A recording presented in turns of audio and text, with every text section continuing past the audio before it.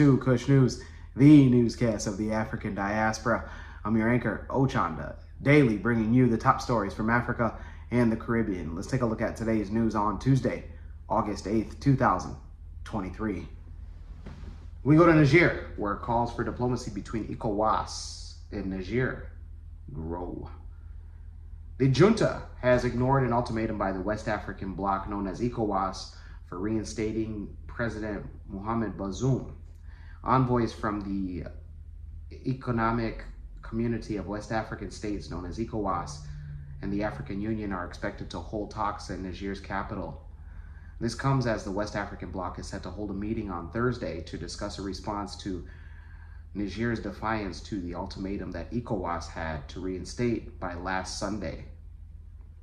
Last week, ECOWAS defense chiefs agreed on a possible military action plan if Bazoum was not released and reinstated, but they said that any operational decisions would be taken by heads of states instead. ECOWAS spokesperson said that the heads of states would participate in a summit on Thursday in the capital of Nigeria, Abuja. Niger's junta defiance of the ECOWAS ultimatum triggered a choir of calls for diplomacy, especially with several countries having troops in Niger as part of the fight against its insurgency of Islamist militants. Est fermé à compter de ce jour, dimanche 6 août 2023, pour tous les aéronefs jusqu'à nouvel ordre. Toute tentative de violation de l'espace aérien national fera l'objet d'une riposte énergique et instantanée. To key government positions. On Sunday, the junta organized large shows of support in Niamey, with military officials greeting crowds draped in Russian flags and decorated with portraits of the generals. The junta said that it was closing Niger's airspace for only small aircrafts until further notice. The junta the Niger junta top allies of Mali and Burkina Faso, also where the military took power by force, said that they were sending a joint official delegation to show solidarity with Niger on Monday. Those in Niger, let us know on if you feel that diplomacy between ECOWAS and Niger will happen.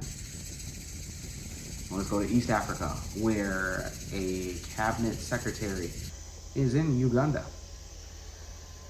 Prime Cabinet Secretary Musalia Mudavadi arrived in Uganda to attend the second G25 African Coffee Summit. The government of the Republic of Uganda, through the Ministry of Agriculture and Animal and Fisheries, is hosting the second G25 African Coffee Summit. The summit will be held until August 10th. The summit focuses on transforming African coffee through addition and aims to address challenges in the coffee value chain and promote sustainable production, research, market access, and consumption. The inaugural G25 Coffee Summit was hosted in Nairobi back in May, where heads of state of the 25 coffee-producing countries in Africa committed to marshalling consensus for integrating coffee as a strategic agricultural commodity. The coffee subsector in Kenya continues to play a central role to the nation's economy and contributes about 0.2% to the GDP. Coffee is a major source of employment and food security and foreign exchange for many livelihoods of Kenyans, and it's estimated to support over 5 million of Kenyan citizens.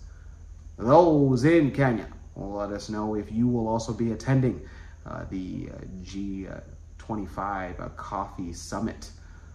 We would like to be there next year or next time.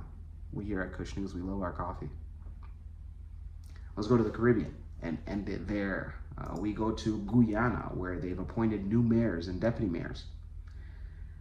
10 new mayors and deputy mayors took their oaths in office yesterday in Guyana. At the swearing-in ceremony, it was also attendee President Mohamed Irfan Ali, and he urged the new government leaders to put their political differences aside. Our local government, our municipalities, our NDCs understand the driven-based policy agenda of the government and understand the national development priorities and imperative that must be advanced in taking us forward as a nation and as a people. We don't have the time. Guyana. Let us know on your thoughts on the newly appointed mayors and deputy mayors. Congratulations to all of you. When we come back, we'll have today's African proverb of the day. Don't go anywhere. What's going on? I'm MC Cadero, and I'm here at a graduation party. Double graduation party that I was booked for. That's right, you can also book me with 15 years experience. It's www.mccadero.com. See you soon. Welcome back. Let's take a look at today's African proverb of the day, and it comes to us from no particular African nation and or ethnic group. And it reads, "The beauty of a woman becomes useless if there is no one to admire it." Once again, the beauty of a woman becomes useless if there is no one to admire it. African proverb. Let me talk to you, Omera.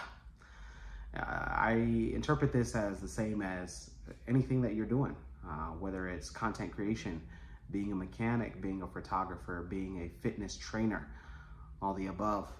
Nobody will notice, or you'll never be able to meet whatever goal that you have if you don't put it out there that you are doing, in fact, these things. If you are an aspiring photographer, get out there and put your pictures out. If you're a fitness trainer, get out and start being a fitness trainer and start exposing yourself. Just yourself, your body should show for it. If you're a content creator, the same thing. If you're a mechanic, start working on cars and get to work as soon as possible. Until you do that, nobody knows that you exist. Let me know your interpretation of today's African proverb of the day, as well as your thoughts, views, questions, comments, and concerns on the top stories. Don't forget to hit that like button. Make it your best friend. For Kush News on Kush Convos TV, I'm Ochanda. We'll see you soon.